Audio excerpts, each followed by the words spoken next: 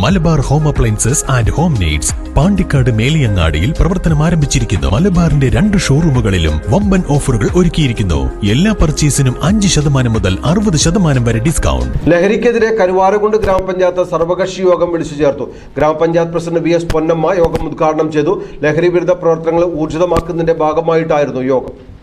വിവിധ വകുപ്പുകളെ ഏകോപിപ്പിച്ച് ലഹരി വിരുദ്ധ പ്രവർത്തനങ്ങൾ ഊർജിതമാക്കുകയാണ് കരുവാരക്കുണ്ട് ഗ്രാമപഞ്ചായത്ത്. ഇതിന്റെ ഭാഗമായി മാർച്ച് 29-ന് പ്രതിരോധ ജ്വാല നടത്തും. വാർഡ് തല ജാഗ്രതാ സമിതികൾക്ക് ഏപ്രിൽ 20-ന് തുടക്കം കുറിക്കും. മെയ് 1 മുതൽ 31 വരെ ക്ലസ്റ്റർ ക്യാമ്പയിനുകൾ നടത്തും.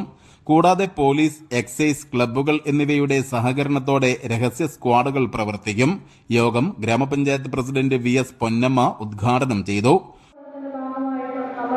കൂടുതൽ ബോധവാന്മാരാകുകയാണ്. കരുവാരക്കുണ്ട് ഗ്രാമപഞ്ചായത്തും നമ്മുടെ പ്രവർത്തനങ്ങളുടെ പാതയിൽ മുന്നോട്ട് തന്നെയാണ്. ഈ മാസം 29-ാം തീയതി നമ്മൾ ജ്വാല എന്ന പേരിൽ നമ്മുടെ തുടർ പ്രവർത്തനങ്ങൾ തുടങ്ങുകയാണ്. 1 വർഷം നീണ്ടു നിൽക്കുന്ന പ്രവർത്തനമാണ് നമ്മൾ ഉദ്ദേശിക്കുന്നത്.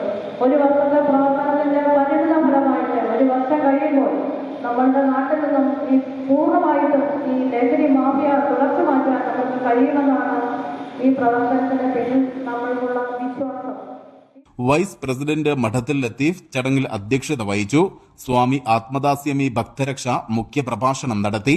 ജില്ലാ പഞ്ചായത്ത് അംഗം V P Jaseera, police station house officer K T Srinivasan, excise inspector Sivaprasad, സ്ഥിരം സമിതി അധ്യക്ഷരായ T K Ummer, Sheeba Pallikuth, Sheena Jils, panchayat secretary A Haseena, വിവിധ രാഷ്ട്രീയ പാർട്ടി പ്രതിനിധികളായ N Unneenkutty, K K James, V Shabeer Ali, T D Joy, K U Thomas തുടങ്ങിയവർ പ്രസംഗിച്ചു. News bureau Karuvarakundu.